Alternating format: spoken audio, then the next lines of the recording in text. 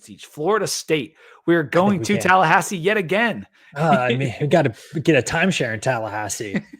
We're coming off a bye when we head down there. It's 11/15 is the date of the game, November 15th. FPI 48, SP Plus 36, Athlon 45, Lindy's 37. After being 2-10 last year, yes, Florida State went 2-10 and 1-7 in the ACC. It's kind of hard to how did these magazines come up with this top 40, top 50 ranking? I don't know. I really don't. And it's like, I can't argue that it's wrong, No, because you look at their talent level 2 years ago. Yeah. I mean, you look at their talent level and you're like, yeah, they should probably be like an 8-win team. And I don't know, man. Culturally, I don't know what's going on there. Yeah. Again, they are almost like relying entirely on transfers. I mean, they brought in 4 transfers on the offensive line alone that are going to need to play.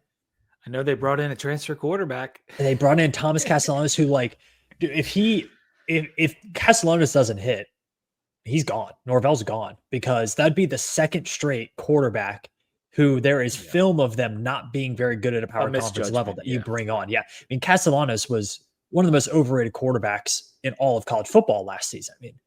I mean, he was talked about so much, and then he gets on the field and he doesn't look good at all. So I'm really questioning that his job is on the line and that's who he's going with.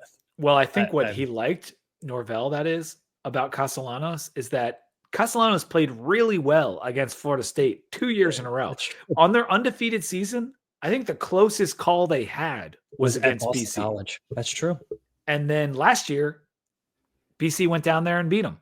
So, yes, Florida State had a nightmare 2024. It started bad in Ireland, got worse and worse, 2-10. And the win against Cal was a 14-9 win. They never scored more than 21 points.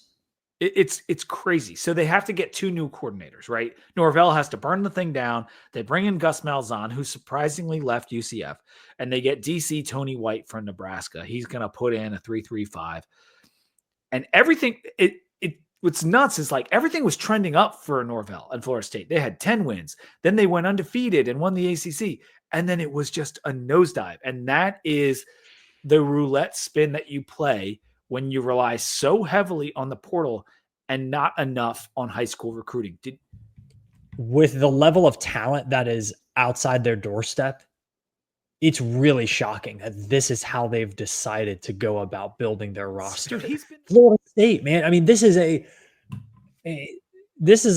one of the programs in college football. Mm-hmm. And I am just really confused at the last 16 months of Mike Norvell. When I was going the big picture and I'm looking in there, I'm like 20-20 in ACC play. That's what Norvell is at 20-20.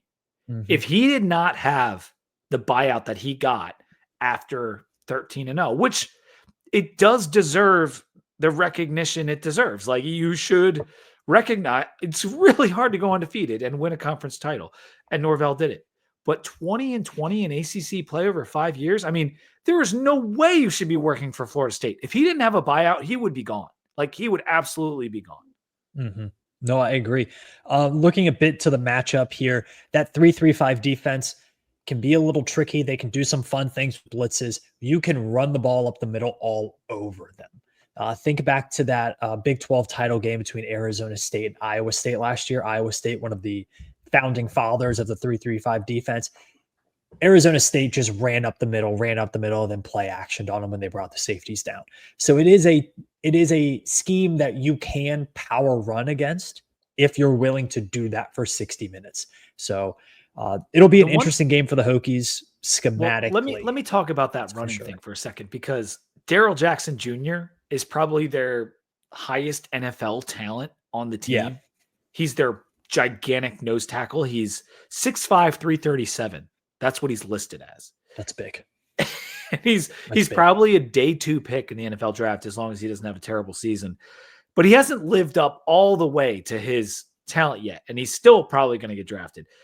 That big fat nose tackle sitting there, that can stuff up your run lanes, man. Yeah. That is what I'm worried about. And that's what they're banking on, right? I mean, that's one of the reasons that they feel a little bit of optimism with this defense getting better. But I think the key to this game is the schedule. Hokies coming off a bye, Florida State going to Clemson the week before. Yeah, that's good for us. And you know what else is good for us?